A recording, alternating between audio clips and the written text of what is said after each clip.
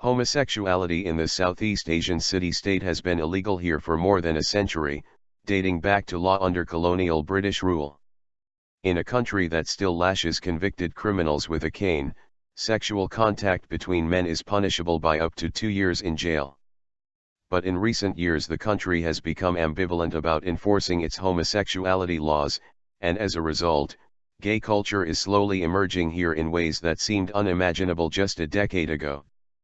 Pink.sg, a play on words on Singapore's nickname, Little Red Dot, is an open-air event where thousands dress in pink and gather to form a giant dot in support of lesbian, gay, bisexual and transgender, LGBT, causes. The festival marks its 5th year on June 29, and the organizers say they expect turnout to be enormous. Attendance estimates for the first Pink Dot event in 2009 ranged from 500 to 2,500, while last year's event drew a record 15,000 people. Major corporations have begun to sponsor the event, including Google, JP Morgan, and Barclays. The growing number of companies who are coming out and supporting social movements like Pink Dot is humbling, says Perrine Koa, spokesperson for Pink.sg. Increasingly, corporate entities are recognizing the importance of values like inclusiveness and diversity, not just in the creation of a good working environment for employees, but also as a gesture of goodwill to clients and customers. The theme for this year's Pink Dot event is home. A campaign video launched on May 22 shows 3 protagonists in search of acceptance: an older gay man barred from visiting his partner in the hospital, a transgender teen bullied at school, and a young woman getting the silent treatment from her parents when they find out about her same-sex relationship. First Gay Magazine.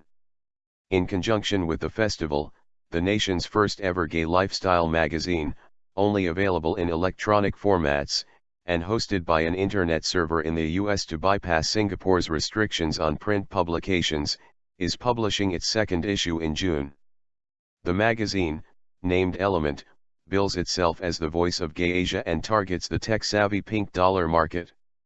The magazine's features include listings on gay films with live links to movie trailers, gay-friendly resorts, and an interactive map of gay-themed events around the world. The publication stresses it is a lifestyle magazine, not a skin magazine.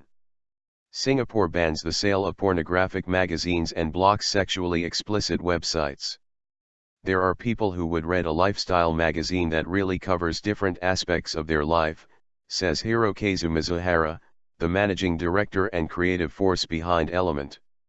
It's not just about nudity or hot guys.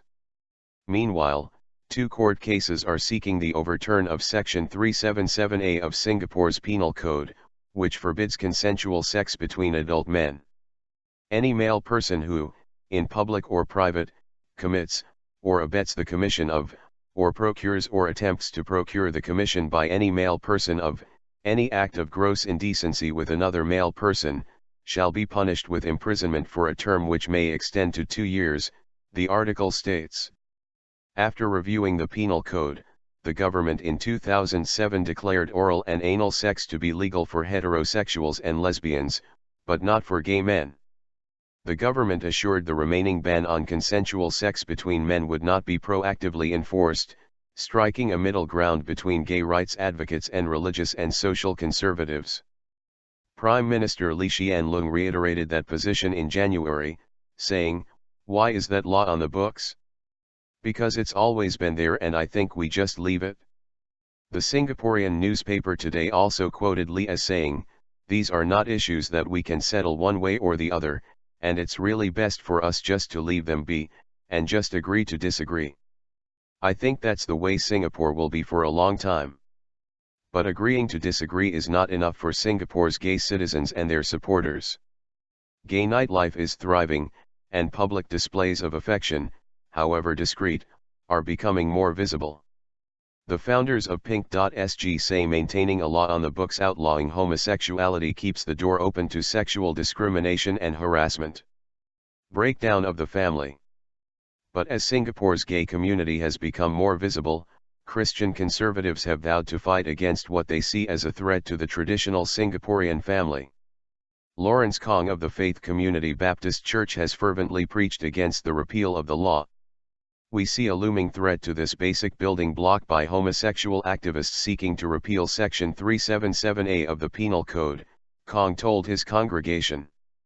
Examples from around the world have shown that the repeal of similar laws have led to negative social changes, especially the breakdown of the family as a basic building block and foundation of the society. It takes away the rights of parents over what their children are taught in schools, especially sex education. It attacks religious freedom and eventually denies free speech to those who, because of their moral convictions, uphold a different view from that championed by increasingly aggressive homosexual activists. The latest legal challenge to Singapore's law was struck a blow in April, when a judge ruled that any change to the law had to come from Singapore's parliament, as opposed to the country's judiciary. Most observers say it will be more difficult for the parliament to change the law than it would have been for the judiciary. In one indication of how much energy the issue generates, a campaign to raise funds for an appeal garnered more than $50,000 in 24 hours.